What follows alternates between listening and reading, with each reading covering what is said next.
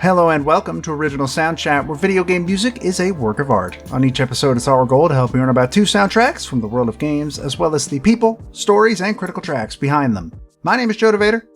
And I'm Peter Spezia. We're brought to you by Anonymous Dinosaur and Rhymes with Asia. It's time to appreciate great OSTs and the games that they come from without getting too bogged down in music theory. Up first this week for our 2 games is 1991's The Legend of Zelda, A Link to the Past, the timeless adventure that expanded on the concepts of the franchise's original title, while establishing foundations that made for a substantial part of the series going forward. Following that is a pair of games built to interact between each other, released simultaneously in order to tell a full story between the two, 2001's The Legend of Zelda, Oracle of Ages and Oracle of Seasons. As soon as The Legend of Zelda Tears of the Kingdom got its official release date of May 12th this year, we're like, yup, we're gonna have another Zelda week, and so it is another Zelda week. At least Zelda games that have Dark Worlds, essentially. Or at least half of your games, because you're bringing 2, technically, that make up 1, it's a whole thing. We'll get to it. It's Zelda week. Joe, how are we here in the year already? Yeah, it's already May, and I don't like knowing that. But also, Zelda comes out this Friday. It's crazy and also very, very exciting. How are you doing in anticipation of that, and what are you playing in anticipation of that? I've been continuing Etrian Odyssey Untold. Boy, I hope I can finish it by Friday. I don't know. That's not looking great, but I've been working my way through that. I'm enjoying it quite a bit, though apparently, so Untold is a remake of the first game, and apparently the story mode I am playing was added into the remake. Oh. I guess the Etrian Odyssey games don't have stories. They have you build a team and go into the labyrinth, and that's the game. But I don't know. I've never played any of them, so that's just me speculating.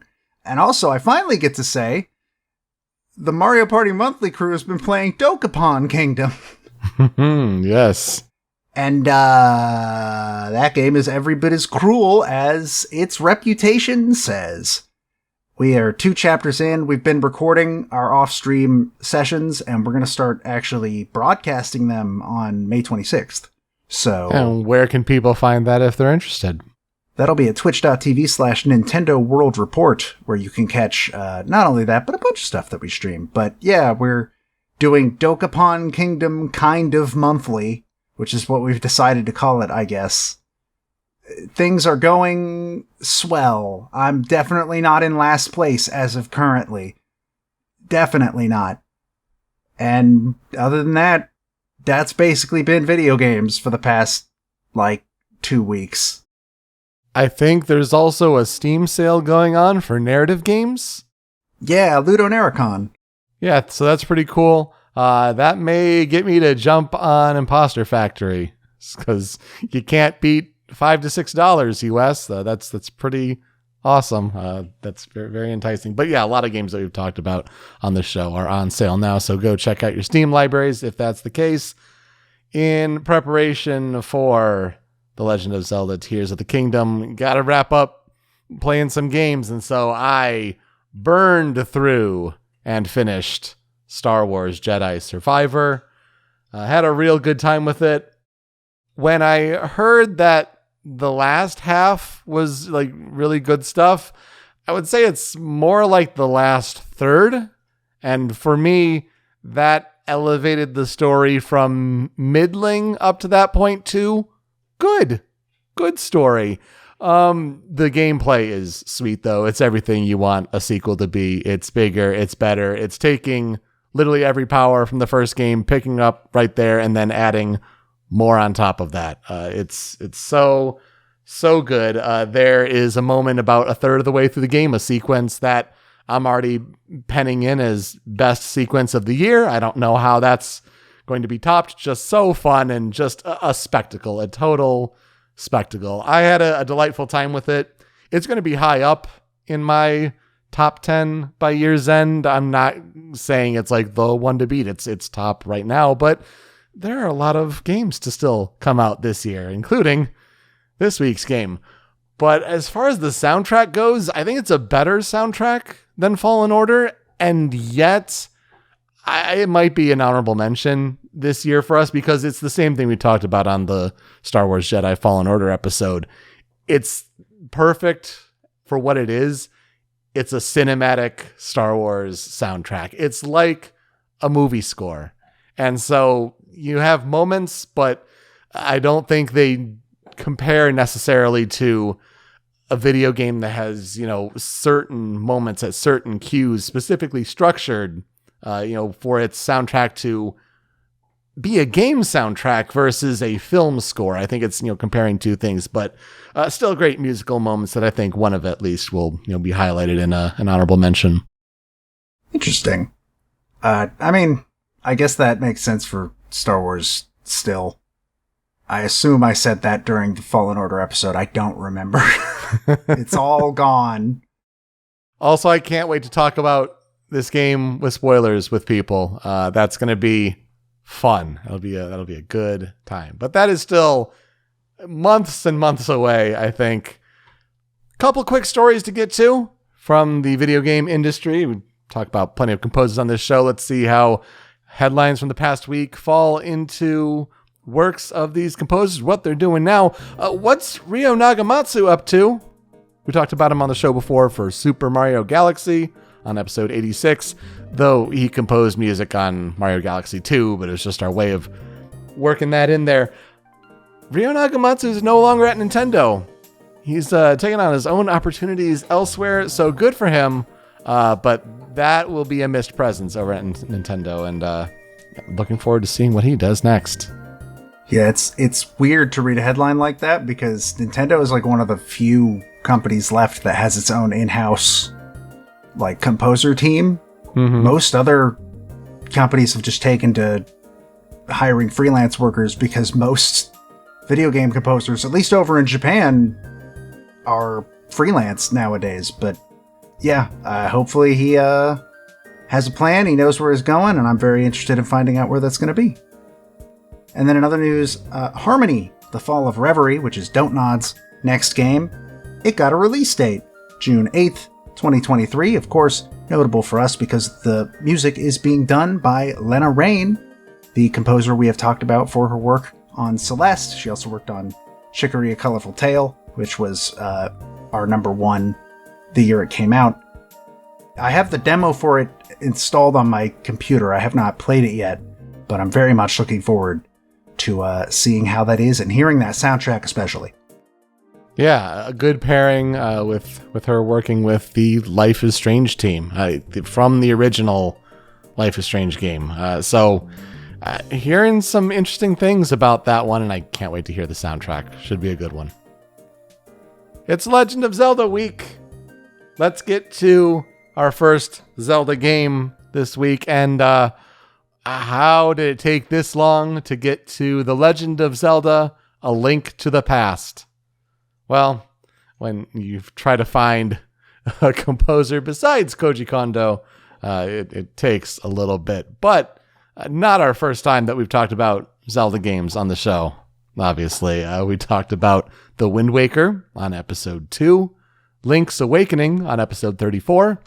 We did another Zelda week with Majora's Mask and Skyward Sword on episode 66. The Legend of Zelda Breath of the Wild on episode 95.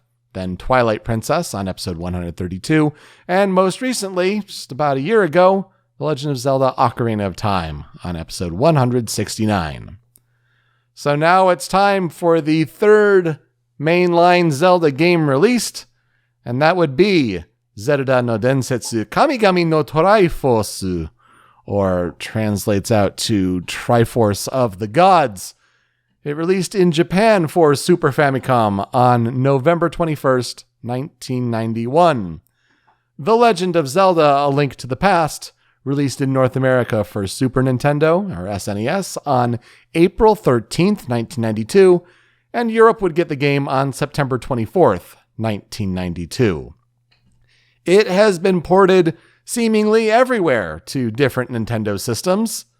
Game Boy Advance got a port as A Link to the Past and Four Swords in 2002.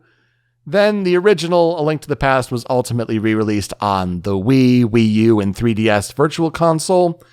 It was a part of the Super NES Classic Edition, and most notably today, the Nintendo Switch via Nintendo Switch Online. So if you have a Nintendo Switch Online account, go and play A Link to the Past today. The game is developed by Nintendo EAD and published by Nintendo. If the original The Legend of Zelda for NES established the 2D top-down action-adventure game that explores a tile-based world, A Link to the Past masterfully iterates upon that concept, after experimentation with a side-scrolling sequel that people have mixed feelings about. But yes, in this game, there's a blend of combat, exploration, and puzzles involving the use of different items. You travel across the world of Hyrule into different areas and gain access to treasures that reside in dungeons. You primarily fight with a sword and shield, but you can also use other weapons such as projectiles, bombs, and magic spells. In this game, control of Link is more flexible, as he can walk diagonally and run with the aid of the Pegasus boots. Link's sword attack is also improved to swing sideways, like a swoop in front of him, instead of merely just poke, stabbing forward, and this gives the sword a broader range and overall makes combat easier. Things like the Master Sword, the hook shot, the spin attack, heart containers and pieces of heart, even a second parallel world. There are plenty of Zelda franchise staples that were all established with this game. What is the story of The Legend of Zelda: A Link to the Past? It was interesting to see a couple ways that the premise of the game was summed up, so I took this from Fandom. It says, quote, "The game starts with Link being awakened in the middle of a stormy night by a telepathic plea from Princess Zelda, who tells him that she is being held prisoner in the dungeon of the castle by the nefarious wizard Agahnim and needs help. Now wide awake, Link finds his uncle with a sword and shield in hand. He tells Link not to leave the house, then sets off for the castle. Link ignores his uncle's warning and follows him, only to arrive at the castle to find him gravely wounded. He gives Link his sword and shield and entrusts him with the fate of Princess Zelda. Link proceeds to rescue Zelda, and the two escape the castle through its sewer system to the sanctuary just north of the castle. The priest there tells Link that Agahnim is planning to free the evil Ganon from his imprisonment in the Dark World. It turns out the only weapon powerful enough to defeat Agahnim is the sacred Master Sword, so the priest then sends Link to find the elder, Sahasrahla, who explains that not just anyone could wield the legendary blade, and to prove himself worthy of wielding the Blade of Evil's Bane, Link would need to acquire the 3 pendants of virtue. Big question: can Link defeat Agahnim and his plans to resurrect Ganon with the Master Sword? Joe, here's where I'll ask you, what are our experiences with The Legend of Zelda: A Link to the Past? I played it a grand total of 1 time. We played it for Smasher Pieces. It was the game representing Zelda. So if you want to go watch my playthrough, it's up on YouTube in its entirety. If for some reason you want to see somebody be really bad at Link to the Past, it's fine.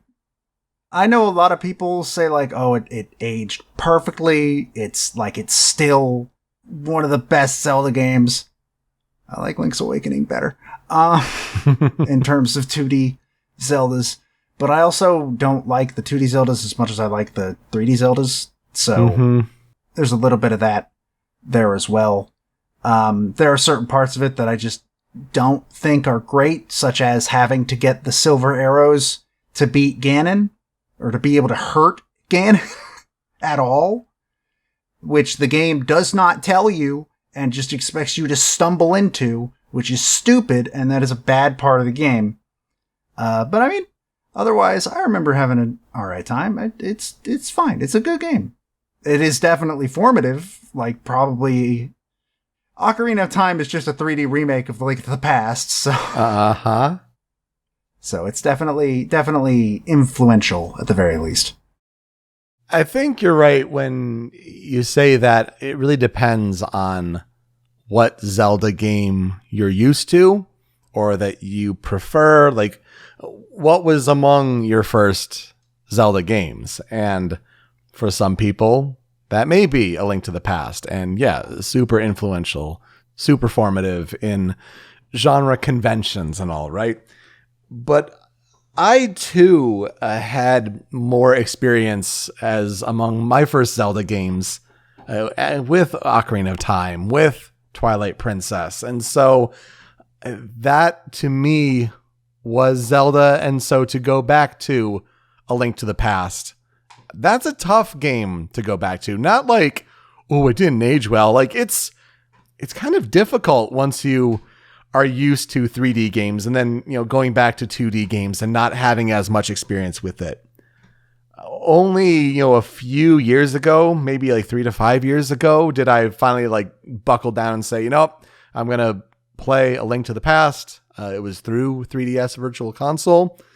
Having save and restore points definitely helped with that, I will say. But yeah, I beat it. I enjoyed it. I had a good time. I think it helped to play some 2D games by that point. And yeah, I think it holds up super well for the most part. You're right, there are some weird quirks to it, but again, that is a 30-year-old game at this point. Like, to look at where it was now and how it still holds up today is pretty remarkable overall. It was interesting to research and learn things about A Link to the Past, though. Certain things I knew, certain things you probably know, certain things just go down in gaming history and lineage, but there were a couple interesting little quirks here. So, in 1988, development on a Zelda game for Nintendo Entertainment System began, but 1 year later, the project was brought to Nintendo's next console, the Super Famicom, or the Super NES, and producer Shigeru Miyamoto originally intended the game to feature a party. Yes, a group of travelers that would consist of the protagonist, who's a mix between an elf and a fighter, a magic user, and a girl. Ah, yes, my favorite class. So, that's just how talking about games and thinking about games was, especially at that time. While most Super Nintendo games at the time had a whole whopping 512 kilobytes of storage space on a cartridge, A Link to the Past broke the trend by having double that at 1 megabyte. This allowed for a larger than usual world, for Link to explore and the player to have a great time with, but the game also used a simple graphic compression method on the Super Nintendo, like Super Mario World did as well. So for those aspiring game developers out there, I guess here's the gist of it. They limited the color depth of many tiles to 8 colors instead of the SNES's native 16 color tiles. Then the tiles were decompressed at runtime by adding a leading bit to each pixel's color index. Storage space was also saved by eliminating duplication because the light world and the dark world are almost identical in layout, though they use differing texture tiles. And so the dark world exists in the read-only memory as an overlay to the light world. Huh. Interesting. There were religious overtones that were taken out in localization.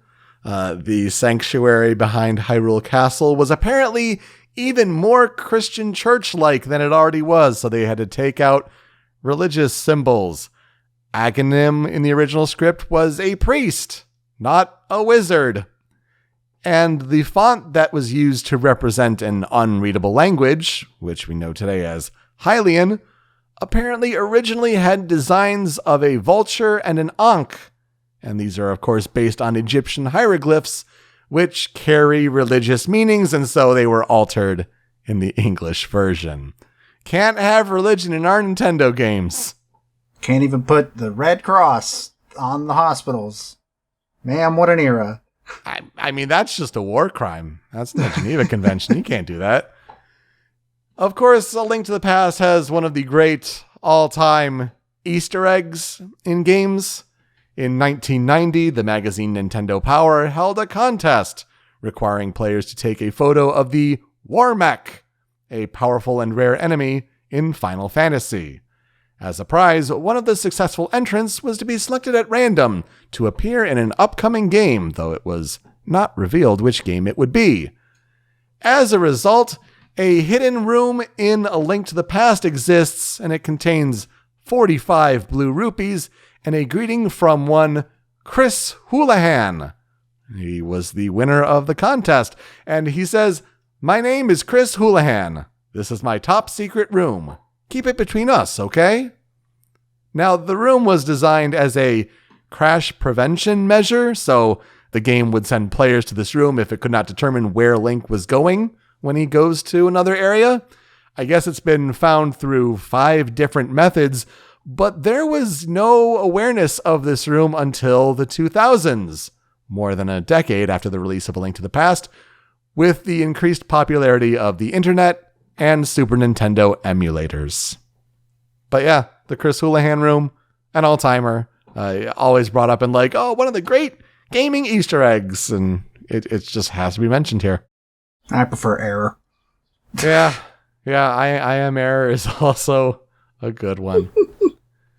A Link to the Past reviewed exceptionally well, with a Game Rankings review average of the SNES version of 93%. The Game Boy Advance re-release with 4 Swords has a Metacritic average of 95. It is regularly regarded as one of the best games on the Super Nintendo, frequently in competition with Chrono Trigger and Super Metroid for the top spots. If you want to throw in Final Fantasy VI and Super Mario World in there, that would round out a pretty great top 5 for the platform, I think. I'd say, yeah, that fits. That fits perfectly. Yeah. And overall, the game, though, is just regarded as a masterpiece that even holds up well today. Not perfectly, but well. The Chicago Tribune awarded A Link to the Past as the best game of the year for 1992. Apparently, along with another game, being Street Fighter 2, because I guess you can do that. You can apparently tie the best game of the year. That's weird. Electronic Gaming Monthly named it the best video game sequel for 1992. And it has also been listed as the best game of all time by the magazine's Next Generation in their 1999 survey. Okay, I can see that. That might make sense. But then Popular Mechanics did a 2019 survey and put A Link to the Past as number 1. Not sure I agree with that, but that is awfully bold. It is also famously former Nintendo of America president Reggie Fils-Aimé's most favorite game of all time. And when the Reginator says so, it's gotta be so. I definitely believe that he had played Link to the Past before he started working for Nintendo. He did it in Pizza Hut. Making the New Yorker sell like bonkers. I think I agree that I don't think I would put it at number 1 for greatest games of all time. I don't even think it's the best game on the SNES. I'll be real. I think that goes to Chrono Trigger 100%. Personally. But, I mean, I could see it being in like the top 20 still, honestly. Maybe top 15. But it's not number 1. I'm gonna be real. It's not number 1. I'm glad you said that, because I was thinking like, where would I put it? I'm like, probably top 20. I could see top 20, so I'm glad you said that. But yeah, number 1, I don't know. A Link to the Past is the 8th best-selling Super Nintendo game of all time. All right, Joe, game time pop quiz. Beep, boop, boop, boop, boop. What are the top 10 best-selling Super Nintendo games of all time? Go. I guess Mario World is among them. Number 1. That's what I figured. That's exactly what I figured, actually. Donkey Kong Country. Number 3. Is Donkey Kong Country 2 in there? It is number 7. Okay. I'm going to assume 3 is maybe in there, but maybe not. It's not. It's number 12. Ah, damn. I don't think... Is Super Metroid in there? Super Metroid is not in there. Yeah, that's what I figured. Not even in the top 20. Far as I remember, that game famously did not sell super well for how well regarded it is today. Final Fantasy VI? Final Fantasy VI, number 13. Oh, damn. Is there a Final Fantasy in there? There is not. Interesting. That's really interesting. Is Street Fighter 2 in there? The SNES version. Yes. Number 5 for the original and number 10 for Turbo. Interesting. The only third-party games that are published. The rest are, Nintendo-published games. That mostly checks out. Star Fox isn't in there, is it? Number 11. Okay. I mean, I knew it would be high. I didn't think it would be a top 10, so... Yeah, I'm blanking now. I, for some reason, have lost all ability to remember any other SNES games. Earthbound should not be in there, I'm sure. Nope. Considering that game flopped here famously. Yeah, I'm not sure. I'm blanking on the rest. All right, number 10, Street Fighter 2 Turbo. Number 9, Super Mario World 2 Yoshi's Island. Oh, yeah, I should have gotten that one. Number 8, The Legend of Zelda Link to the Past. Number 7, Donkey Kong Country 2 Diddy's Kong Quest. Number 6, Tetris and Dr. Mario. That's unfortunate. The power of Tetris. Tetris carried that game real hard, huh? Number 5, Street Fighter 2 The World Warrior. Number 4, Super Mario Kart. Oh, that's also another one I should have gotten. Number 3, Donkey Kong Country. Number 2, Super Mario All-Stars. I feel like cheating. I know, but hey, they had updated graphics and everything. And of course, number 1, Super Mario World. Thank you for playing. Hope you had fun at home. So yeah, 4.6 million copies sold of The Legend of Zelda: A Link to the Past on Super Nintendo, but then the Game Boy Advance version would go on to sell another 6.5 million units. So the expansion and popularity of games. What's the legacy of A Link to the Past? I mean, it inspired a literally insane amount of video games with its top-down open world and puzzle design. I mean, so many designers, so many games point to A Link to the Past as inspiration. It's truly maddening. We'd be here forever if we listed everything. And it also kicked the Zelda franchise into high gear, as the next major installment would be 1998's Ocarina of Time. Or, as you say and other people say, it's just A Link to the Past repurposed in 3D. Pretty much. They're basically the same game. But did you know that there were 2 sequels to A Link to the Past? I did. I mean, one you know, but there's also one that was in 1997. It's a follow-up called BS Zelda no Densetsu Inishie no Sekiban, or The Legend of Zelda Ancient Stone Tablets, or Stone Tablets of Antiquity. It was released in Japan only for the Super Famicom's Satellaview peripheral. BS Zelda made use of a voice broadcast system, SoundLink, to provide voice acting for several characters. It takes place 6 years after the events of A Link to the Past, and it's set in the Light World. It lacks a Link character, though, and instead the player character is known as the Hero of Light. But then, yes, of course, what started as a plan in 2011 to remake A Link to the Past for Nintendo 3DS turned into a full-fledged sequel. On November 22nd, 2013, Nintendo released The Legend of Zelda: A Link Between Worlds. Or literally, its Japanese title is Zelda no Densetsu Kamigami no Triforce 2. Triforce of the Gods 2. Which takes place in the same world, but it features a new storyline, new puzzles, and original dungeons that make use of the handheld's 3D visual depth. And some say A Link Between Worlds is better than A Link to the Past. I don't remember enough about Link Between Worlds to make the comparison, honestly. It's been a very long time. But as for the Satellaview one, hey, Nintendo needs to release some of those Satellaview games. Mm-hmm. Like, give me that Detective Famicom Club 2. Like, give me that as well. But I don't think those have ever been re-released in any way, ever. And there's a bunch, like, there's a Fire Emblem, I think. Like, there's a bunch of Satellaview games that just we never saw in the West, and as far as I am aware, Nintendo never re-released them in any way. It's certainly a weird niche in video game history, that's for sure. So, when one man composed the music for this game, how do we bring up a composer for this game? Let's talk about Yoshiyuki Ito. And it turns out there are a lot of people who work in games and animation and things like that. A lot of people named Yoshiyuki Ito. But this Yoshiyuki Ito was born in Kobe, Hyogo Prefecture in Japan, and he is blood type AB. In addition to all sorts of variations on his name, he's also used the alias Yoshiki Minami.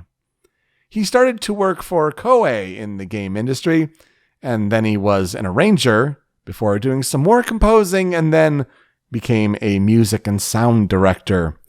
He is currently the head music producer of Lantis, which is a music label established in 2000 that has Bandai Namco as their parent company.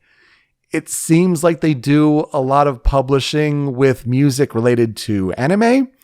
Like, they're the company that published One Punch Man's original soundtracks.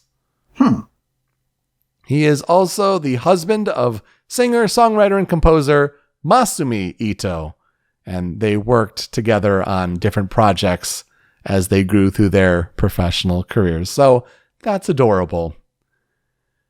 Yoshiyuki Ito arranged different tracks on albums for Fire Emblem Mystery of the Emblem, Super Metroid, Donkey Kong Country, and The Legend of Zelda: A Link to the Past. So there are tracks on a soundtrack release that are arranged with different instruments, and some of those were Yoshiyuki Ito's doing. So neat to learn about. During some of his composing work for Koei, he worked on a game called Gemfire. And then it looks like he also contributed songs to Soul Blade, like the game that was the precursor to Soul Calibur. That's interesting. Didn't know that.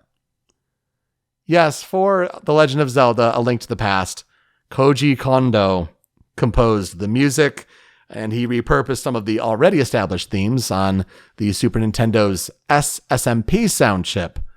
But then he also went and created tunes that would establish the foundation of the franchise's music to come. So, a lot of classic tracks for us to go through here shortly. And yeah, as I mentioned, they released an official soundtrack for The Legend of Zelda: A Link to the Past. It's not going to be on streaming services. Don't worry about that. Oddly enough, Sony Records released The Legend of Zelda Sound and Drama in 1994, with some arranged tracks from A Link to the Past, arranged by Yoshiyuki Ito and Masumi Ito. So there you go. They worked together on that, but also included the original soundtracks to the original The Legend of Zelda and A Link to the Past. Let's get to some of those classic Zelda tracks for The Legend of Zelda: A Link to the Past. It's Critical 5 time, and we start off with Seal of Seven Maidens.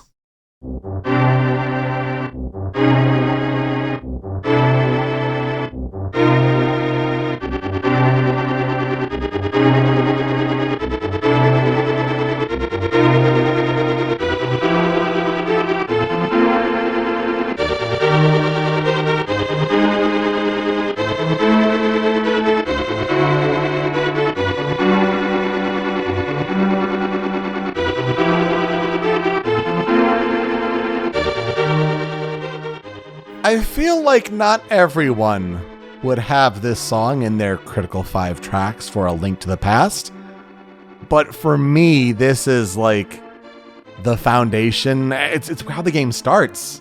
It's like the start of the adventure, an unescapable, unavoidable theme that really sets the tone of like a dark, stormy adventure to begin, but then there's some hope in there with like the higher string counter melody.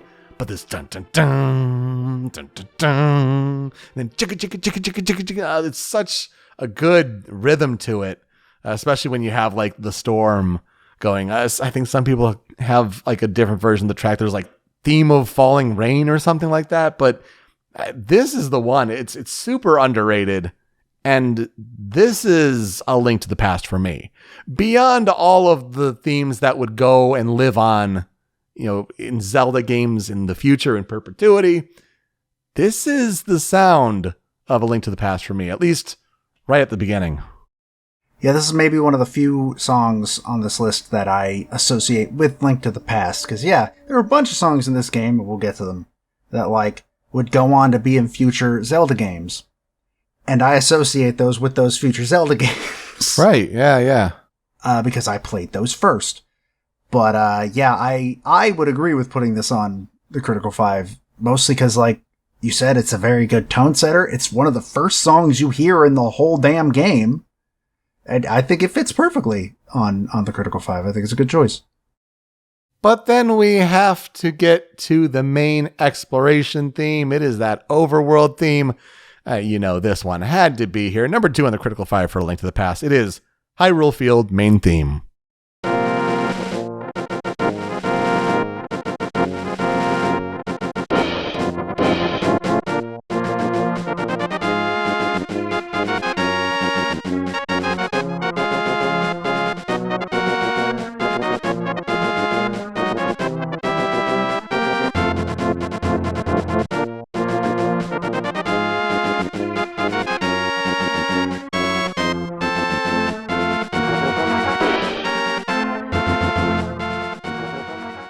The perfect example of Koji Kondo taking a classic theme from the original The Legend of Zelda, the overworld theme there, but then imagining, what if I had a full orchestra? And granted, to still work with the limitations of the SSMP sound chip on the Super Famicom, but yeah, you can totally hear the building blocks here of just, oh, this part would go here and this line would go here. And if we had the full orchestra come together, it would sound like this to be the tone for the grand adventure. Yeah, it's the theme that plays the whole time during the exploration of the light world overworld. But man, it's the Zelda theme. It's the Hyrule Field theme. It's a classic for a reason. And it's nice to hear it. Like, you know, the original in its 8-bit glory, but brought up into the 16-bit, the imagining of what it would be like orchestrated, a Stone Cold classic, and you would hear it carried forward into like Super Smash Brothers for Nintendo 64. Like, might as well have just used this with some slight arrangements, but yeah, this is the one. Yeah, it basically defined how the Zelda theme was going to sound from then on in everything. Because, I mean, obviously, yeah, it comes from the original Zelda, but it didn't sound like this, even in tone. If that makes sense. Like, the 8-bit just didn't do it justice. It doesn't sound exactly like what we're used to the Zelda theme sounding like now, and this was, like, the first step towards that. This defined that. And I think, I don't have the main Zelda theme on my Critical 5 for my games, so good thing it's here. Had to be somewhere, I guess, right? For me, a theme that I know more from Ocarina of Time, but really good to hear its foundations, because number 3 on the Critical 5 for A Link to the Past is, of course, Kakariko Village.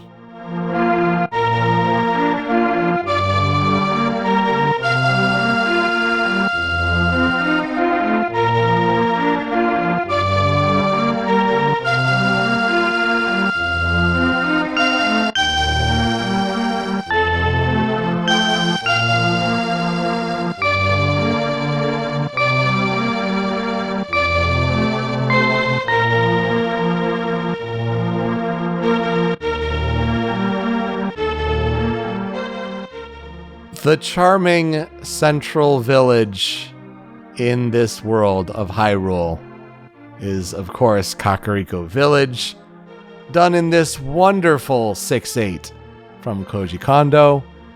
And yeah, it is just spellbinding and captivating.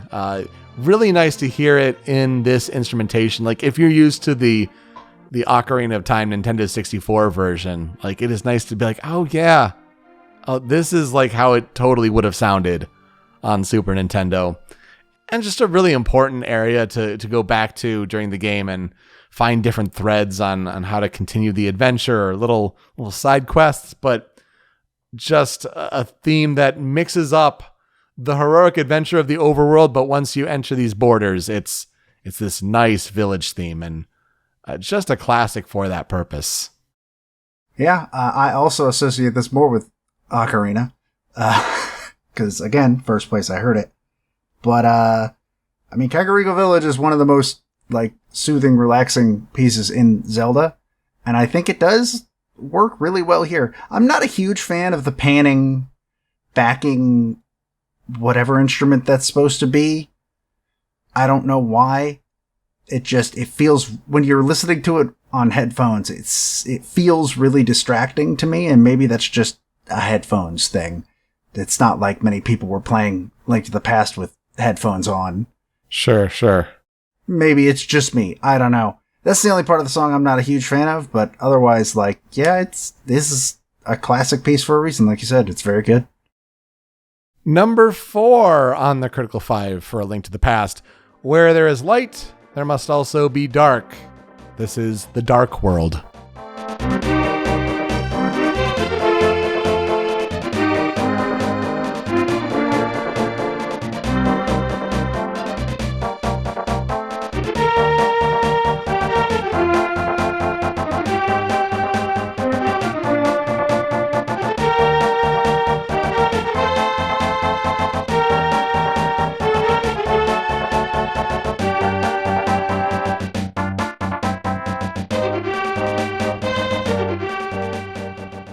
I feel like there's a comparison to make with how we've talked before in the past with Pokemon Gold and Silver.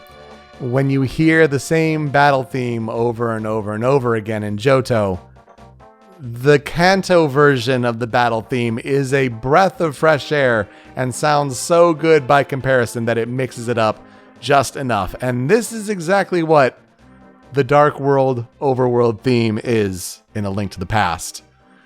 Is it going to be a classic like the main Legend of Zelda theme repurposed in the Light Overworld? No. But it sounds different enough and cool enough and good enough that it has to be here as you explore the Dark World in more than the back half of the game. It's probably more like the back 2/3 of the game, if we're being honest. But yeah, a great theme, one that has stood the test of time, one that got great remixes in the Super Smash Brothers music collections. Just a good piece, and one that's obviously super important with the light and the dark world in A Link to the Past. It also got a very, very good rearrangement in Link Between Worlds. Oh, sure did, yeah. It's fantastic in that game. But yeah, this is one of the songs where it's like, yeah, no, that's Link to the Past. Though I did hear it for the first time in Brawl. The Brawl remix is actually the first version of this song I ever heard, and it's a good remix. Doesn't really fit Smash, but it's a very good rearrangement of that song. I dig this song a lot. I agree that when you hear it for the first time, it's like, thank you, a second song, finally. I don't know, it's just really, really catchy. I prefer one of the songs on the cutting room floor for me over it, but this one's way more important and belongs up here in the first place either way. So it's very, very good. For sure. Super upbeat. And I agree. A good point that it's one of the other songs that when you think of A Link to the Past only music, it's this one for sure. Gotta round things out with final boss time. Number 5 on the Critical 5 for A Link to the Past. This is The Prince of Darkness.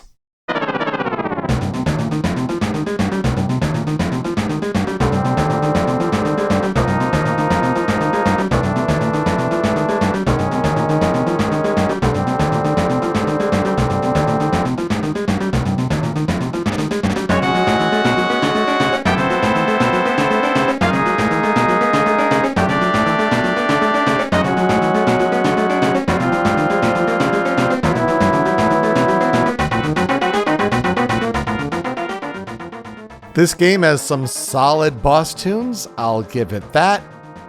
But when you establish a theme of fighting Ganon, and Ganon specifically, and have it kind of create a foundation that would be used by other Zelda games for other Ganon fights, let's say the Phantom Ganon fight in Wind Waker, maybe even a little bit in Ocarina of Time fighting Ganondorf. Yeah, this is a really, really good song, and I think one that does a good job of wrapping things up here. Not as musically complex, but has a really intricate backing with simple lines going on top of it, eventually having some neat timing and accents going on later in the piece, kind of outside the clip here, but one that just gets right into it for what is honestly a tough final battle, unless you distract them a little bit. Which I only knew about that because there's a reference to it in Twilight Princess that I was told about later with the fishing rod, I think, isn't it? Yeah, it's the fishing rod in Twilight Princess. Yeah, and I think it's, oh gosh, is it the bug net or something like that in Link to the Past? Yes, it's the bug net. I don't remember exactly what happens in Link to the Past with the bug net. I just know that it's something that a lot of people talk about. I don't know. I have mixed feelings about this Ganon fight just because of the silver arrows thing. I think on Smash Pieces we talked about it, and it was like, at this point, if I walk into the Ganon fight and I don't have them, just kill me. Don't make me do the whole fight. Just kill me. If I can't hurt him, then why am I here? That sours my feelings on it a bit, but I do agree this is a very good Ganon theme, though even then, I prefer some of the future Ganon themes. And in fact, I have a Ganon theme on mine too that I kind of prefer to this as well. Yeah, I think it's done better in some aspects in future games, but to start from nothing and then here it is. Like, I know we had Ganon in the first game, but this brings far more complexity to it than that. So yeah, just a good final boss theme. And don't quote me on it if I recall correctly. I think the bug net repels the magic attacks of both Agahnim and Ganon, and that's like what does it. I'm not sure though. It's something like that for sure. I think only Twilight Princess does like the total look over here distraction kind of method. I think you are correct on both of those. I believe. What a weird thing to put into the game. But clever, and for players to talk about on schoolyards. I mean, that's what it's for, right? Yeah, I imagine so. I wasn't on a schoolyard when this game came out. No, me either. I was in a crib. Tracks on the cutting room floor for so many legendary tracks. We each have two. Joe, hit me with yours. Well, the first one is one that, until I played it for Smash Pieces, I did not realize came from this game. I assumed it had originally come from Ocarina. And that's Princess Zelda's Rescue.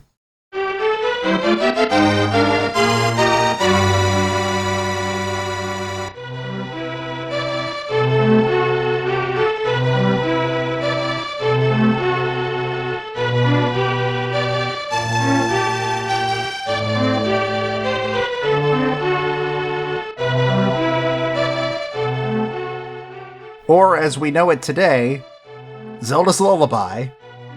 I just assumed it came from Ocarina. I had no idea it was from this game until I heard it when playing it for Smash Pieces, so chalk another one up for songs that would become wildly influential later on in the series that originated here.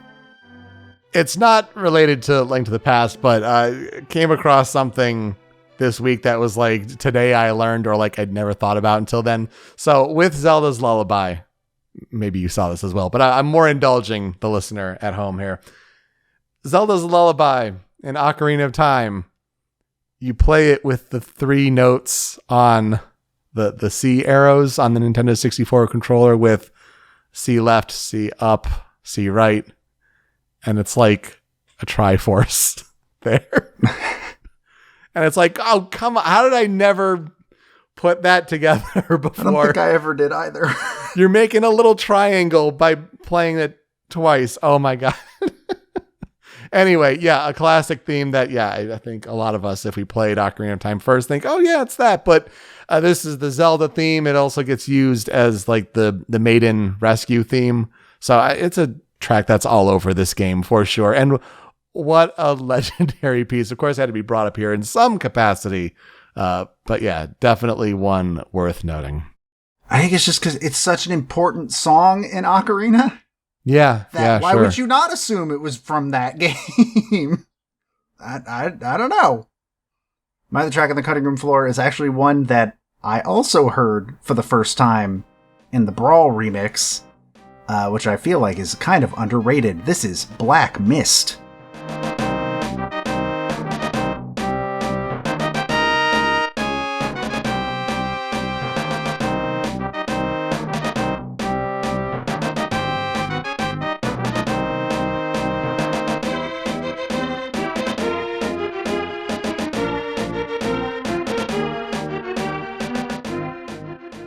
I believe in Brawl, it's called Hidden Forest.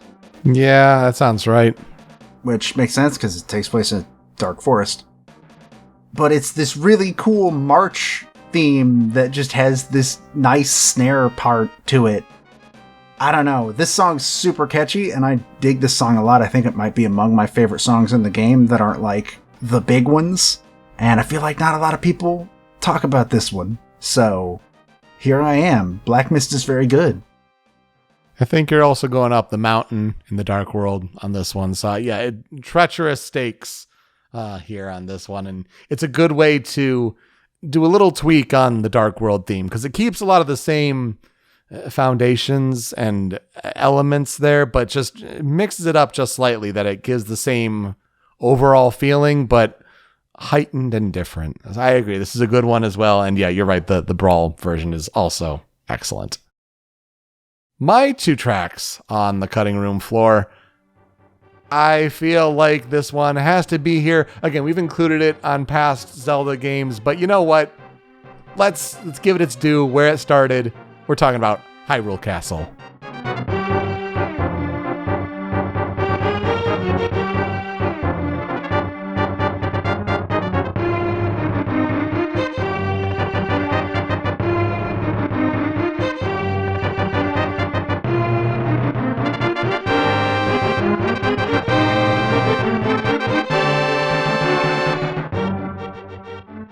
You can't yell at me this time. It's in the episode. You know who you are. Yeah, I guess it was, not included in the Smasher Pieces episode. And to be honest, the playlist that I was listening to of the soundtrack here also didn't have it for some reason. Maybe Nintendo hit it with copyright strikes or something like that. But I was like, wait a minute. Where's Hyrule Castle? Only one of my favorite pieces in the soundtrack, honestly. In the franchise, maybe even, honestly. I loved when it was added to Breath of the Wild. One of the best tracks in that game. But to hear it here and have it be the royal family theme also, it's just so good. And there's a militant march style to it, but also a kind of a dark undercurrent. It just goes with that whole motif that's kind of set up with Seal of Seven Maidens at the beginning of the game on how the Aghanims kind of corrupted the leadership of Hyrule here, and things are not right, but still let's start the journey to set things right. I don't know why I always forget this song, because I like it, and it's in future Zelda games all the time, and yet I constantly forget this song exists, and I genuinely could not tell you why. It's just a given at this point. I'll also continue with my cutting room floor and give another dark and dreary theme, but this one is Dungeon of Shadows.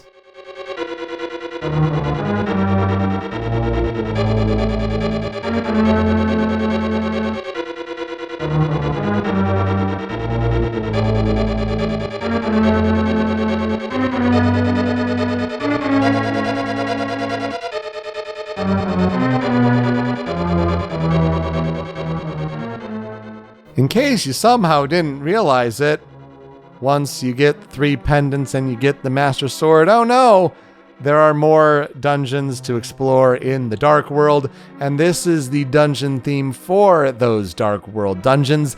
The dungeon theme I honestly associate with this game the most. I know dungeon themes in the Light World also have a theme, and it's pretty similar. It's just not as good. And so, especially as the dungeons get more difficult and the puzzles stump you a little more, this is the one that kind of tortures you a little bit. But what a good mood setter with this. And then boom, boom, boom, boom, kind of bring in the low notes there.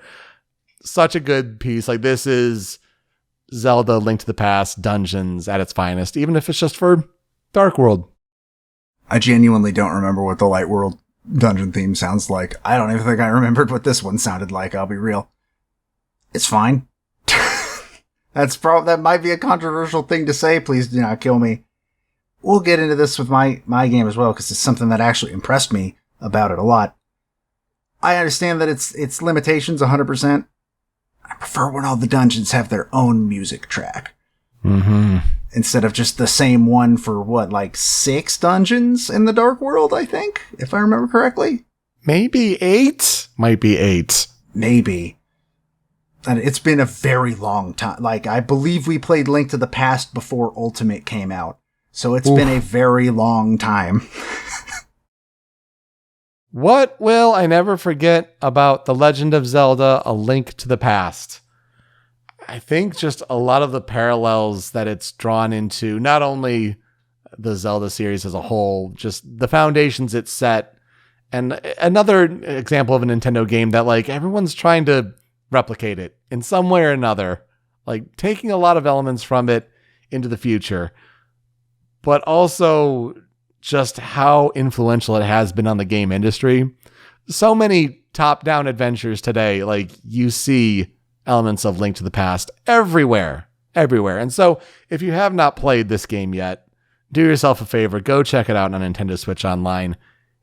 I'll say, it's not perfect, but it was a masterpiece for the time, and it holds up really well today for a more than 30-year-old game. Yeah, it's not perfect, but I do want to make sure people know. I think it is fine.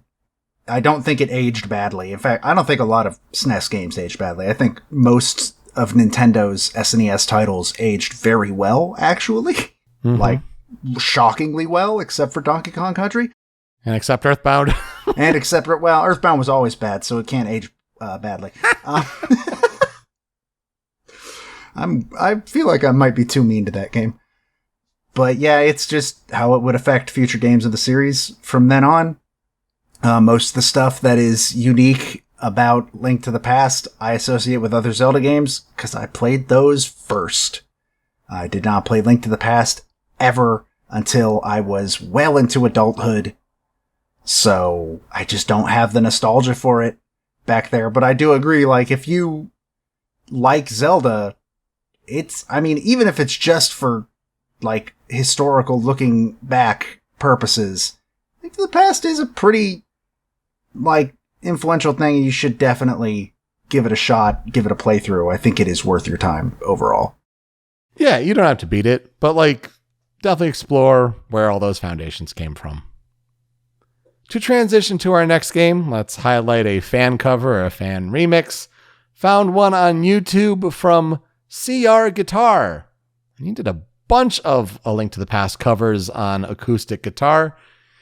He called this video the intro song to A Link to the Past. So even he knew that that's going to be what hits the SEO. He's not going to say Seal of Seven Maidens, but that's the track. And it's a really cool take, a really cool cover on this very underrated track from A Link to the Past. It's the intro song. Please enjoy. We'll be right back.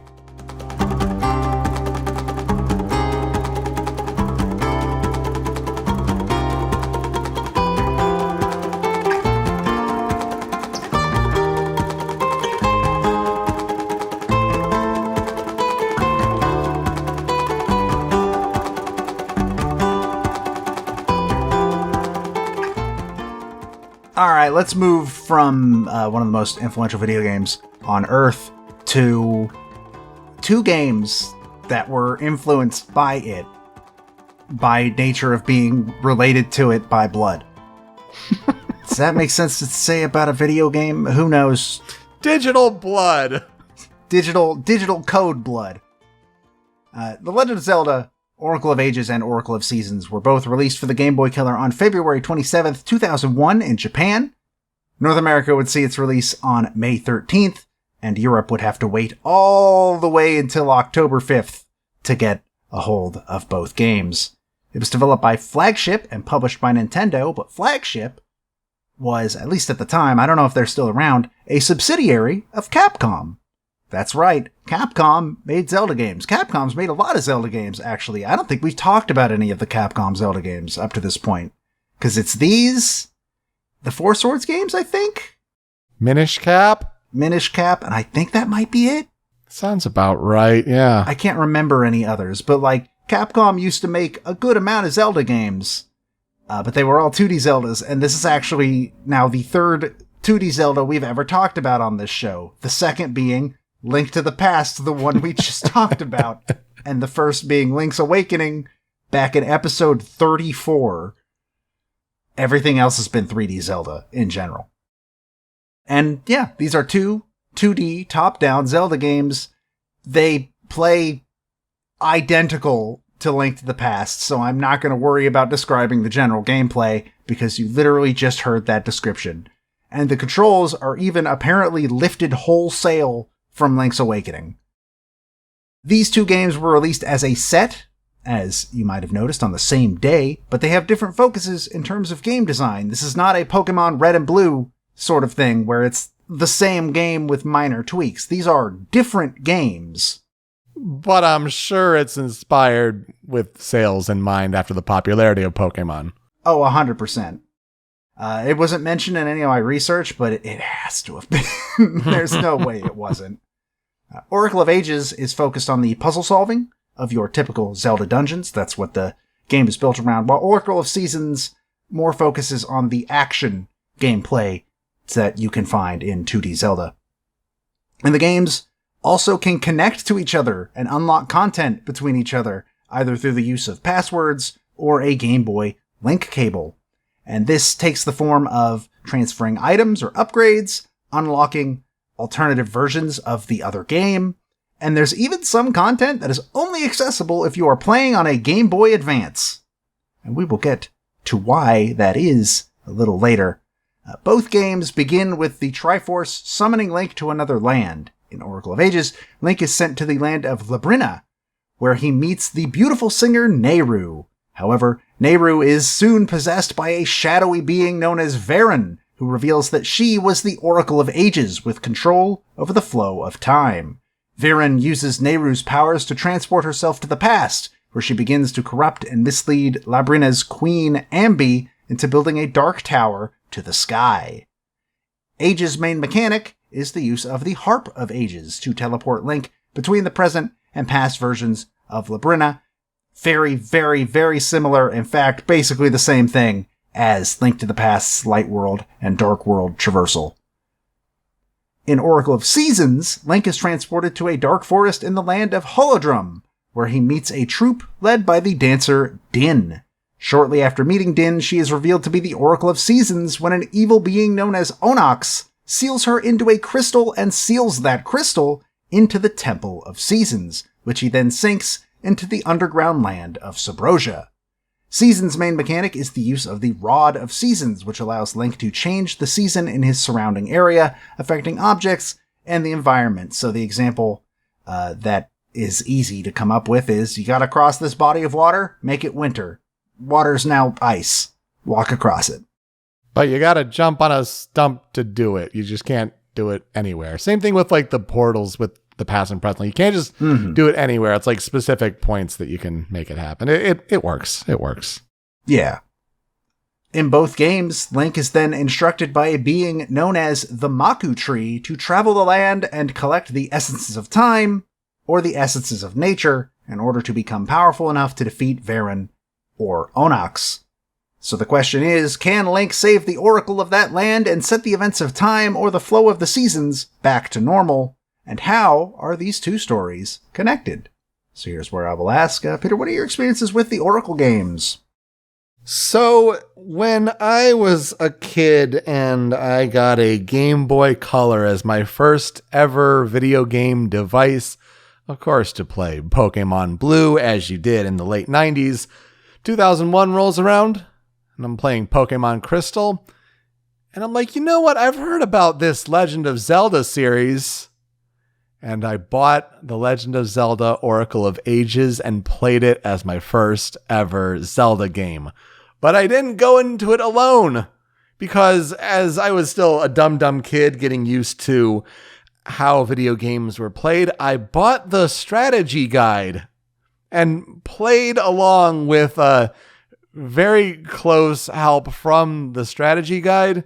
So it's a weird way. Like, I didn't really experience it, I guess, fully as my first Zelda game, though it was my first Zelda game. I just had a lot of help with pictures and words.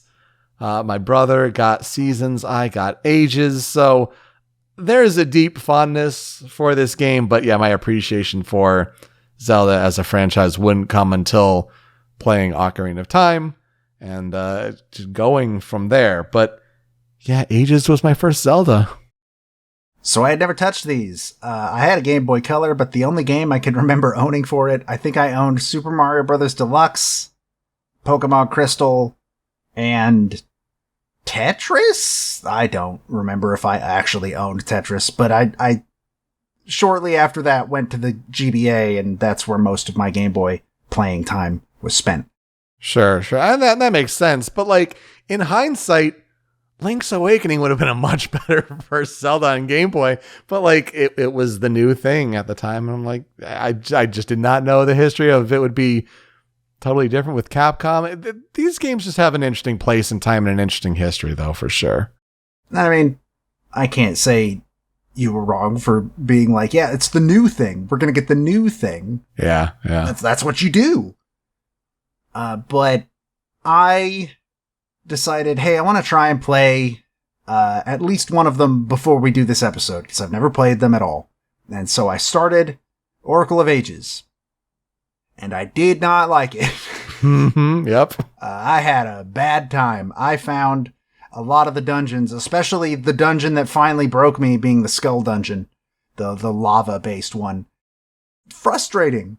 And I don't really like how they're designed. I am hoping to try again when they end up on NSO, which is supposedly supposed to happen sometime this year. Maybe Seasons is more my speed. I don't know. Maybe I'll like that one better. I do plan on trying that one as well at some point. But yeah, me and Ages did not get along super well. And those weird lizard people on that island that took all my stuff can all go dunk themselves in the ocean. Mm-hmm. It's got a pretty good soundtrack, honestly. So I'm still glad I decided to talk about these because we have friends who really, really love these games. My roommate loves Oracle of Ages and had like a heart attack when they finally announced them to be coming out on the 3DS. So they're loved by some people. I'm just not one of them.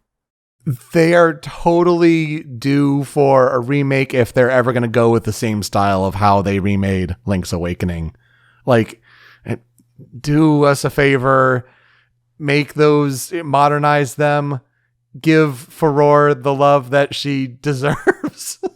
And they'd work so much better now that we have digital save files that other games can access. Yeah. Like, they were built for this era back in 2001. It's just interesting. And the development history of this game is actually incredibly interesting, in my opinion.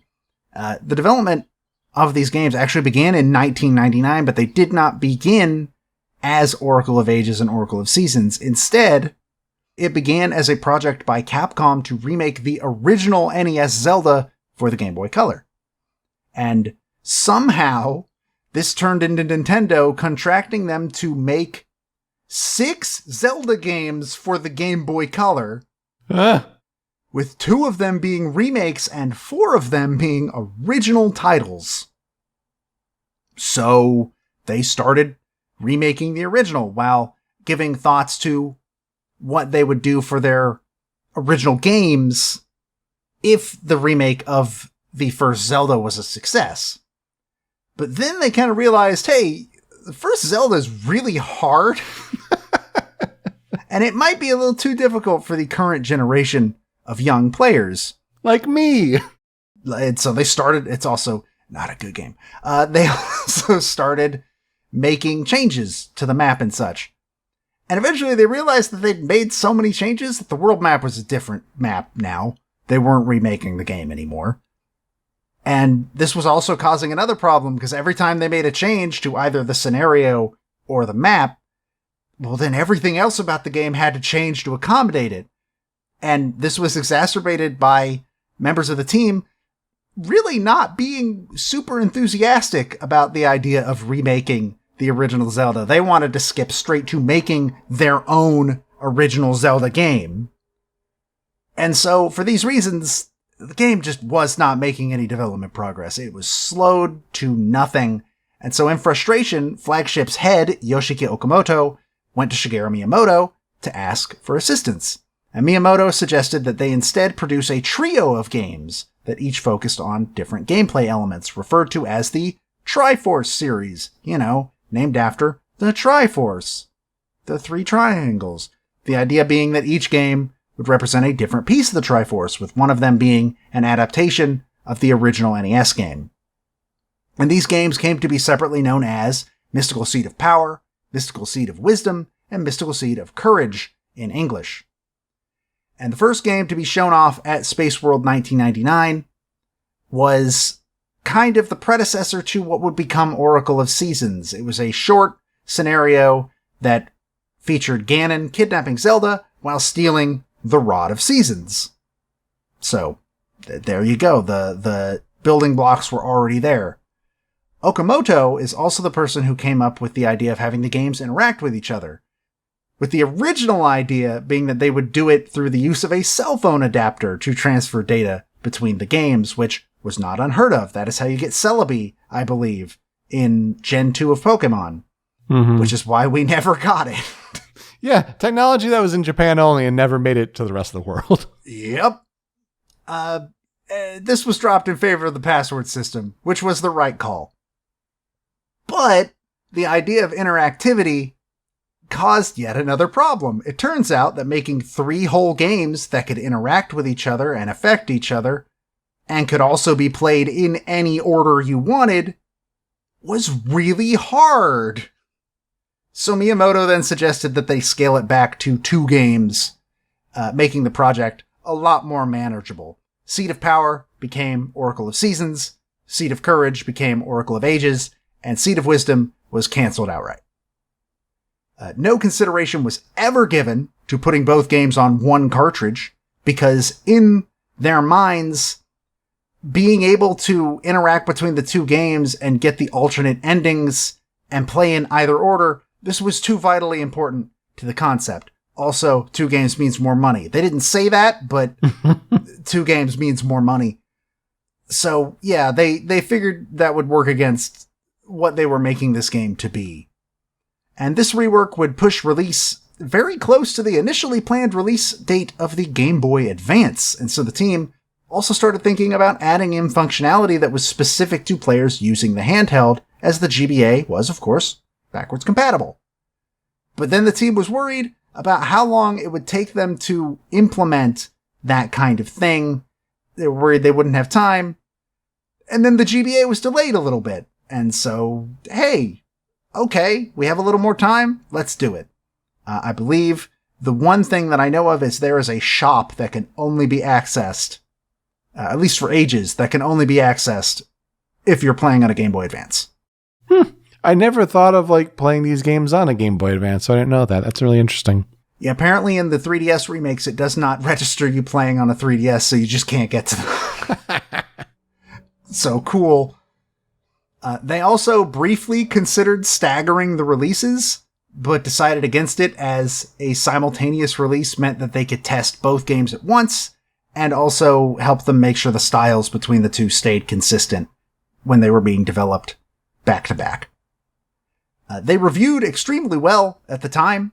They were especially praised for their graphics and animation, Seasons was especially praised for its use of color to give the game life, which they had to because of the changing seasons mechanic. So color, Game Boy Color, used to great effect in that game.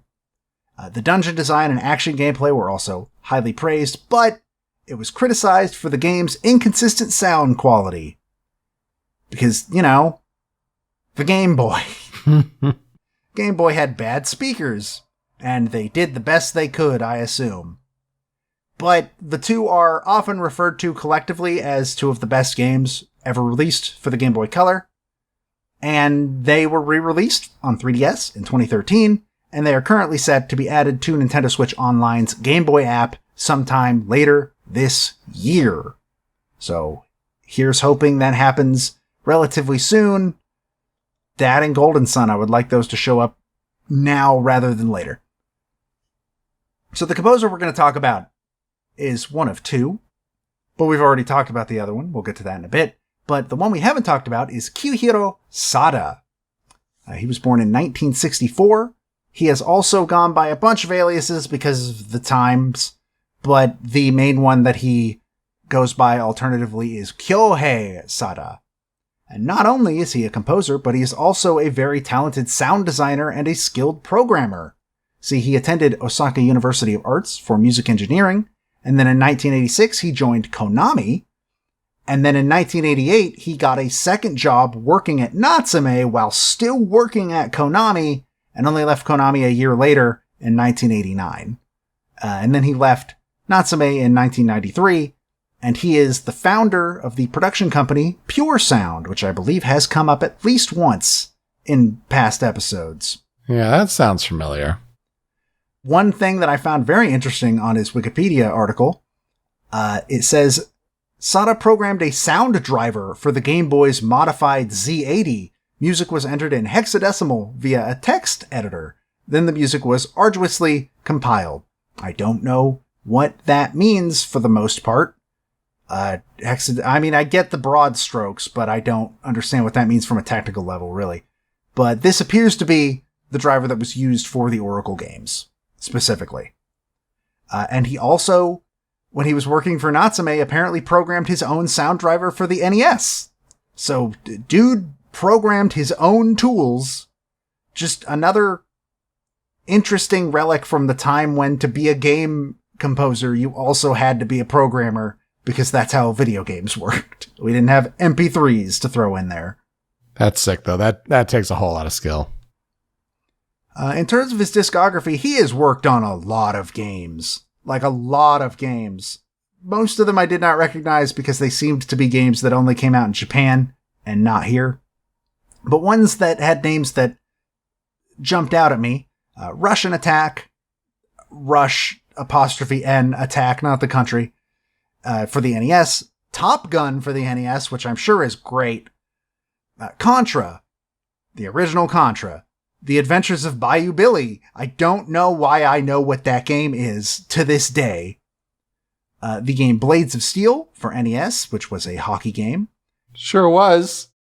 The unfortunately named SCAT, Special Cybernetic Attack Team, for the NES. He refers to this as his favorite of his work. It's his favorite soundtrack that he's ever written. Spanky's Quest for SNES. A game called Robo Pit for the Sega Saturn and PlayStation 1.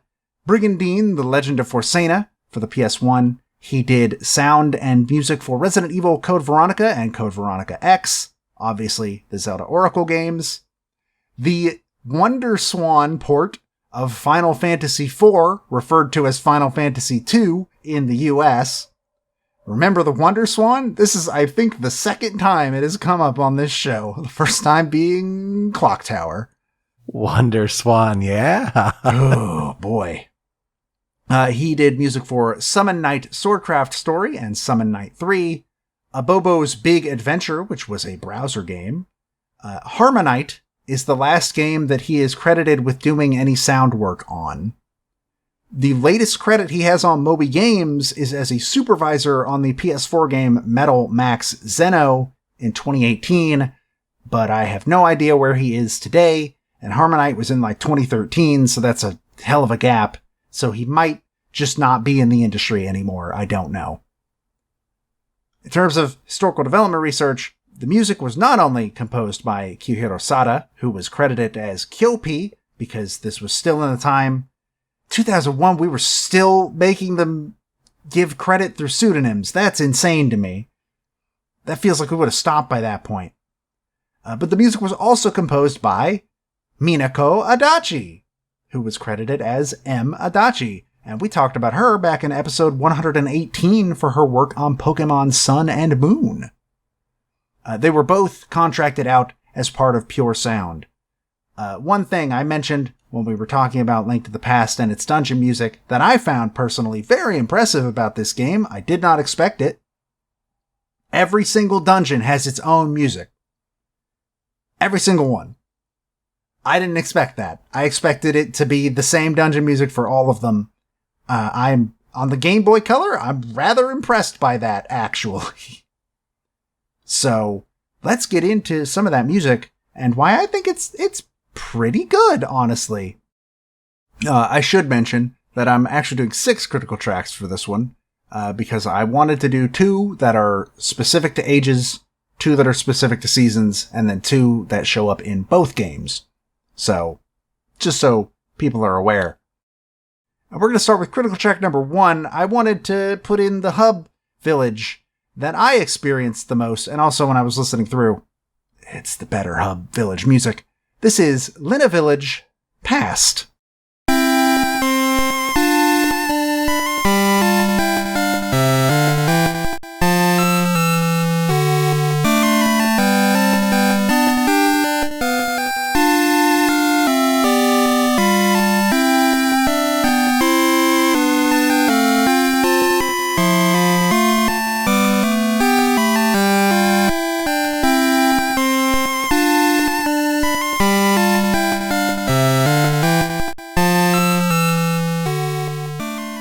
So obviously we're going back to 8-bit sounds from the 16-bit sounds that we got in Link to the Past.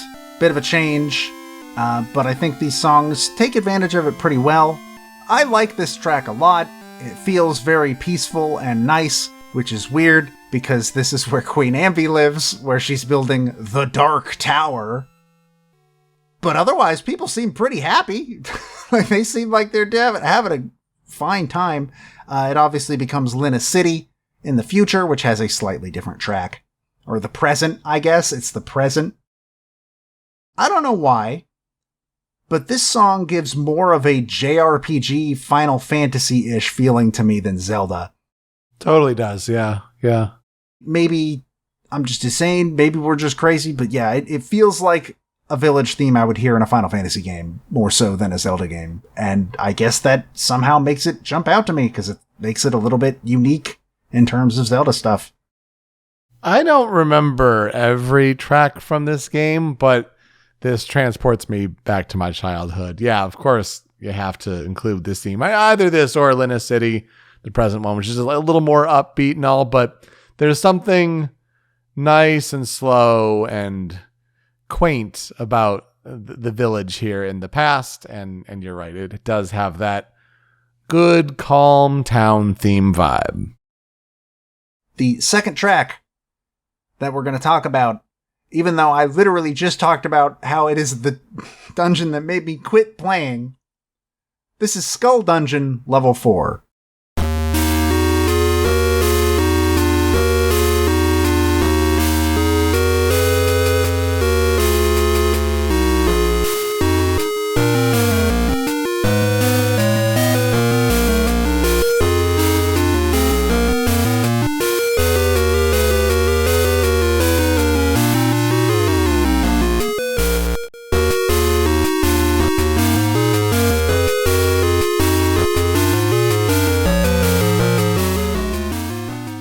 This is the 4th dungeon in Oracle of Ages. It's the worst dungeon I played in the game, but oh my god, its music is really good. I'll give it that. Most of the dungeon music in these games is surprisingly good. That's another thing that surprised me about all of them having their own unique music. But I just like the heavy feeling about this one, and it gets the feeling of a lava dungeon across very well. It really does. Yeah, you can definitely feel like gray stone feeling, the heavy like rocks, like kind of like the moving undercurrent of lava for sure. I do not remember certain dungeon themes. Maybe there's one that like unlocks a hidden trauma bit or whatever. But yeah, I can see why this one would be especially difficult, and it's neat when you do have different dungeon themes for each one. I guess programmed on the Game Boy, it's different than other programming on other consoles. I don't know, but yeah, neat to hear this, and good to hear some other dungeon music coming up. But yeah, Skull Dungeon can go straight to hell. That I'm just gonna say that right now. The third track that we're going to talk about, now we're getting into the Seasons tracks. The first one being Dancing Dragon Dungeon, Level 4.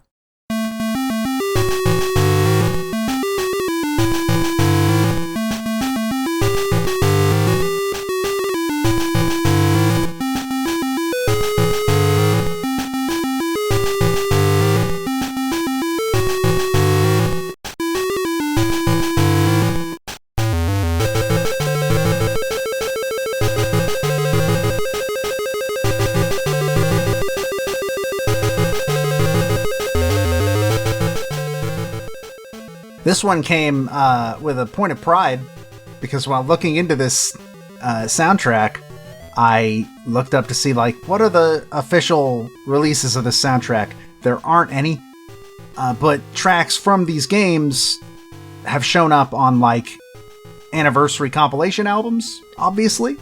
And when I was looking up one of them, this is the song that was chosen to be on there from Oracle of Seasons. So I was correct. And now I found this out after I put it on the critical tracks, by the way, so I was right. This song is incredibly catchy. I think this might be like upper tier music for the Game Boy Color in general. I don't know. When listening through, this was just one of those that was like an earworm immediately. And I really, really dig this. I hope it is not a lava dungeon. Otherwise, I will be transported back to the war. And, I mean, it's probably a lava dungeon. It's called Dancing Dragon. Who am I kidding? But at least this music is absolutely fantastic. I think it might be my favorite of the dungeon themes that I heard while listening through these soundtracks. It's insane how good this is without any emulated percussion. Let's be honest. Like, you have the bump, bump, ba-da-dum, and then the melody going, but then going back and forth with the vibrating effect almost there. Like, no drums though, and yet it still gives you a catchy beat and rhythm and pace and purpose to it. I think that is super impressive. One of them that I think is really satisfying to listen to is our second track from Oracle of Seasons. This is Ancient Ruins, Level 6.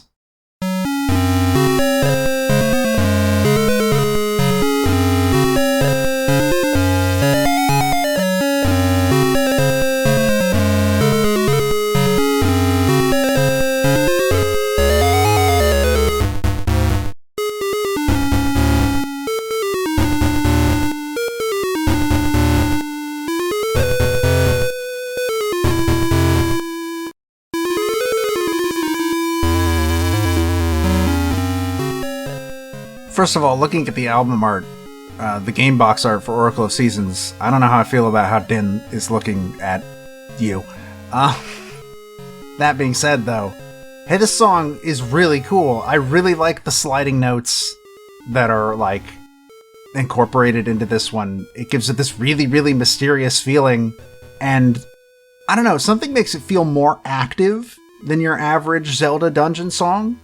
And usually I would be like, that might be a bit too much, but I think this is perfect for the kind of thing that I would expect from a Zelda dungeon. Like, it just works, and it feels cool to listen to.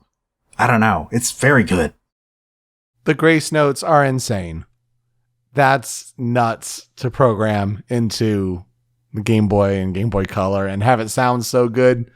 So, Kiyohiro Sada, that is Very, very impressive. Yeah, I'm a little floored here. Yeah, that's why it sounds so active and moving. It's not just like you're sticking to, quarters, eighths, sixteenths, triplets. Like you're getting these little grace notes that keep it moving and fluid. It's so fascinating. Wow. Now let's get into the ones that are in both games. The first one, I don't know where this plays. I did not get that far. But both times it popped up in the playlist I was listening to, I could only think, wow, this song sounds awesome. This is Room of Rights.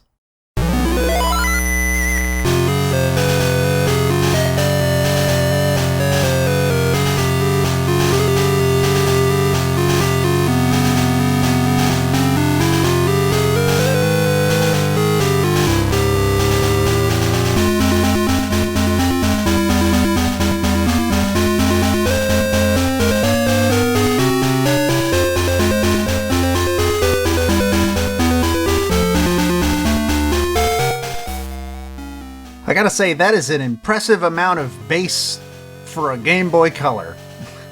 Like, obviously, it's not a lot of it, but that really deep, buzzing sound, it's not something I expect to hear from a Game Boy game very often, because, again, Game Boy speakers sucked.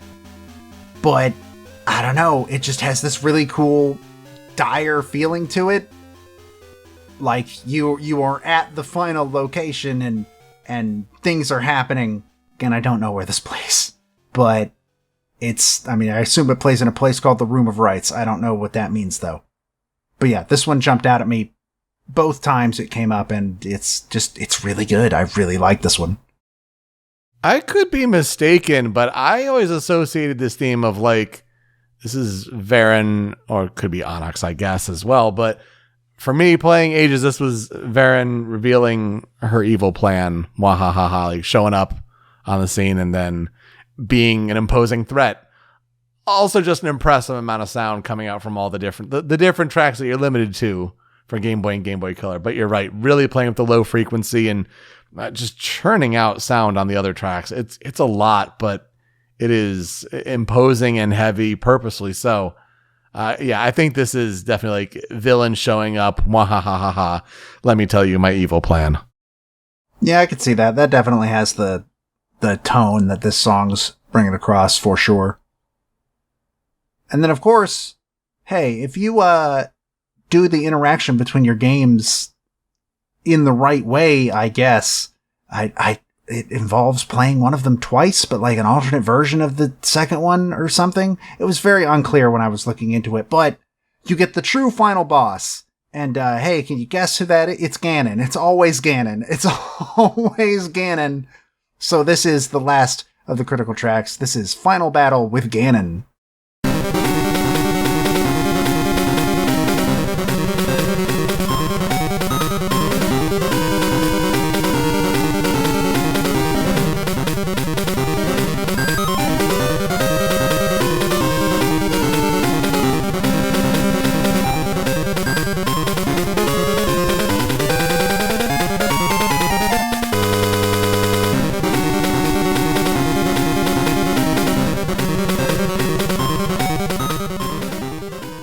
Honestly, this is probably my favorite of the 2D Ganon battle themes that I've heard.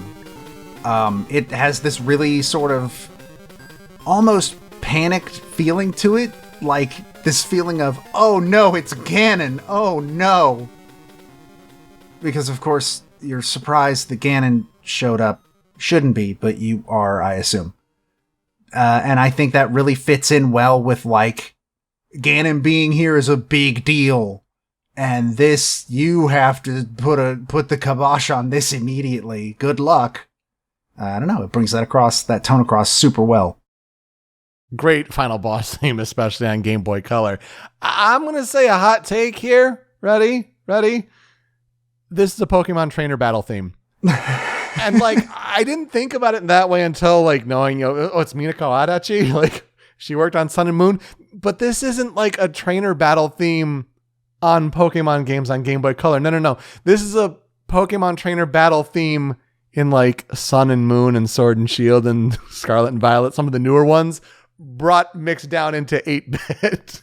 It's so cool. And it just feels like a kind of 8-bitized version of a battle track in Pokemon today. So I just hear that only and kind of ruins the imposing Ganon battle theme, I guess. But it's really cool and I like it a lot. It's a great battle theme, even if it's against Ganon, who has had other great battle themes. What is Ganon's starter? Tepig, obviously. It's Emboar, and he gets all piggy and bory with it. Yeah, I guess. And I guess there's also, I don't remember, the new pig Pokemon. He could have that. Yeah. Oh, gets Lechonk for sure, yeah. Yeah, he's got options, I suppose. Maybe one day that'll be in a real Pokemon game. I don't know. Who knows? Anyways, tracks on the cutting room floor. We both got some. Peter, hit me with yours. I've got a couple tracks that are from both games, actually, but definitely stood out to me from my nostalgia in my youth. And the first of these is Boss.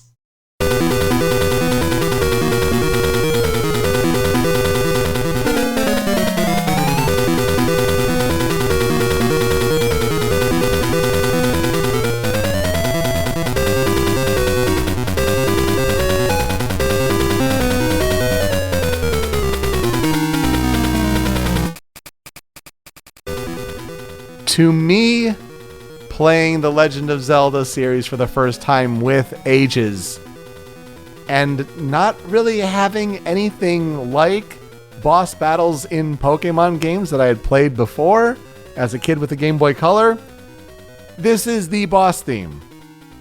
Now, granted, I'd played like Sonic the Hedgehog 2 and, at like a aunt and uncle's house, and like that has a boss theme, so like I guess there's that theme, but on my own personal gaming system on a handheld, this is the boss theme I always think of. And so it's simple. It does some cool things like the triplets, but it's in both games, and you're going to hear it against all the main bosses in, I think it's 8 dungeons in each game.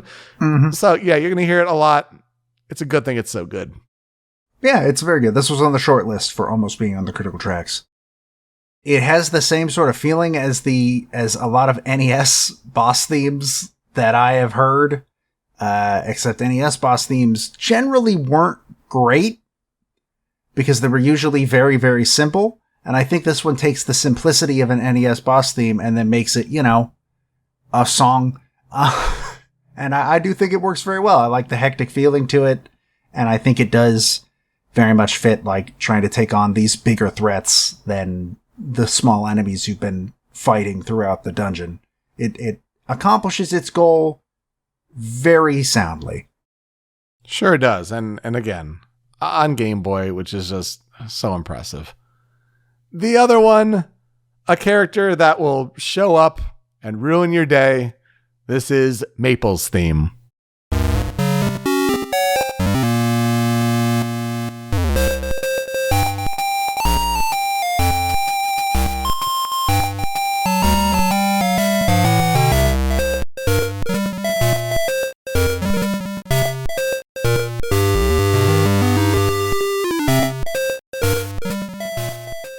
Maple's a little witch girl who stops your progression on your screen, comes riding in on her broom, will bump into you and scatter items around, and then you got to go pick up the items. Sometimes you may want the items she has because they could be pretty important in that trading fetch quest, but also like she may have just like dumped out some of your money or like some of your really important items. So got to prioritize. It's random. It's weird, and this melody will haunt me, even though it is simplistic and catchy. And yeah, Maple is charming, but also so very annoying. I encountered Maple a grand total of 1 time, and after that, every time the first few notes of the song started playing, I said nope and just kept walking. Yep. Mm-hmm. All good, thank you. Her theme is very, very, very catchy. But also, I'm going to fight that witch, and not by bumping into her and taking her stuff. but by, fighting her with my bare hands. But she's cute, I guess. Whatever. She's a cute witch. Whatever. We have Kiki at home, and this one robs you. For the other two tracks on the cutting room floor, my two, one is from both, and the other is from Seasons. The one from both is Skull Pirates.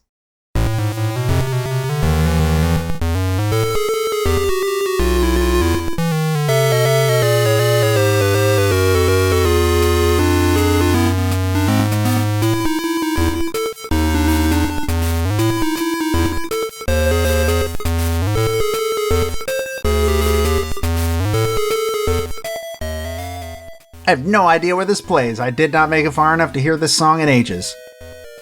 But this song's really, really catchy and not exactly piratey. This is not the tone I would give to Pirates were I to make the choice. But also, this theme slaps. It's got such a good groove to it and such a good, sense of movement to it.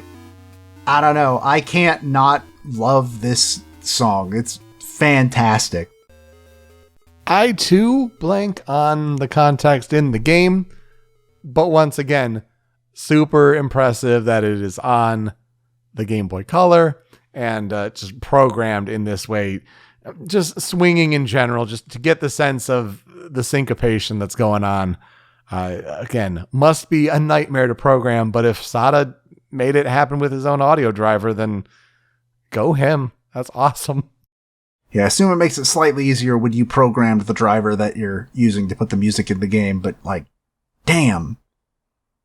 As for the other track on the cutting room floor, I figured I should probably put either Nehru's theme or Din's theme in here, and by theme I mean the song you hear at the beginning when you meet them. And in the end, the track that kind of won out was Dancing with Din.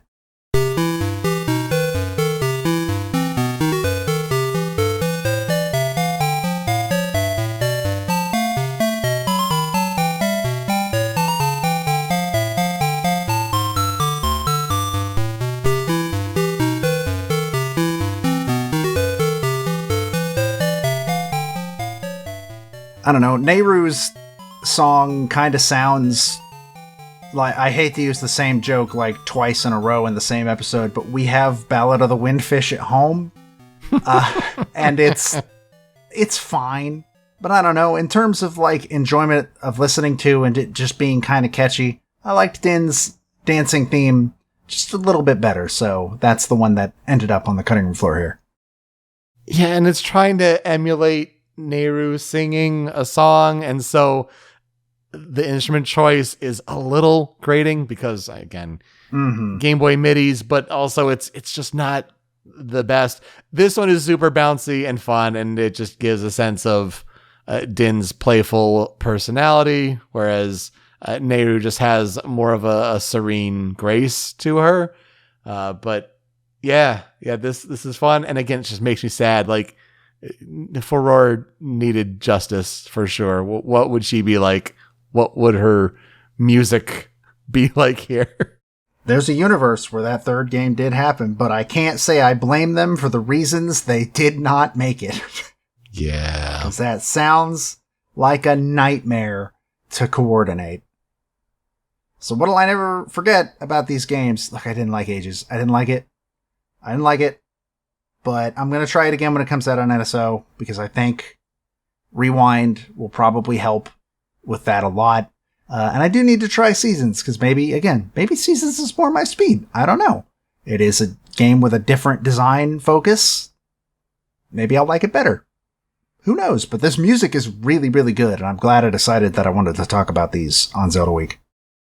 Me too. I think it's a good inclusion. I'll never forget that it taught me about Zelda games, how to play Zelda games, even if I had to follow rigid instruction as a baby gamer to do it. So there is that. I'll always have Ages in my heart for that, for sure.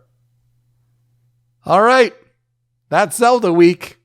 I don't know if you're listening while you're playing Tears of the Kingdom, a few days after release. If you are, then stop it. I don't get to play it yet at time of recording. Yeah, come Not on. Fair. And when the episode releases, maybe you're listening on day of and you're still a few days away and you're eagerly waiting.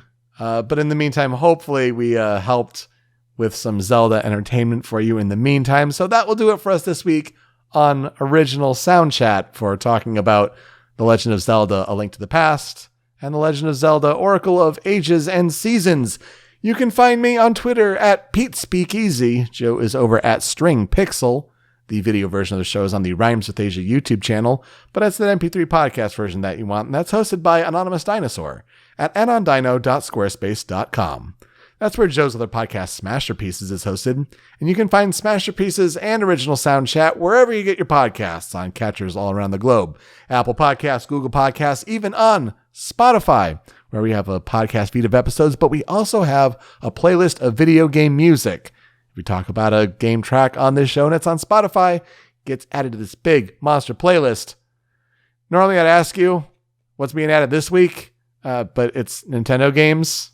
Yeah, on the outline, under Spotify playlist, what's being added this week, I just wrote LOL. It's sad, but especially when, Link to the Past has an album released by Sony Records, but no, Nintendo doesn't like that streaming. Just no. Well, when you're done listening, you can find us on social media at Soundchat OST. Leave some feedback for us. How are we doing with these episodes? What did we miss on our Zelda collection of songs here? And give us some suggestions for games to cover in the future. All right, Joe, who are we talking about next week? I'm going to be talking about Susie Saiter. And I'll be talking about Kazuya Suyama. All right, Joe, let's play us out. Okay, so yeah, I have to put the overworld theme somewhere in there. Obviously, the overworld theme for both Oracle of Ages and Oracle of Seasons is the original Zelda theme, much the same as Link to the Past. And I'm pretty sure it's the same one from Link's Awakening? Probably. Maybe? I don't know. It's been a little bit since I went and listened to the original Link's Awakening overworld theme, but it might be. It might be lifted from it. I'm not sure.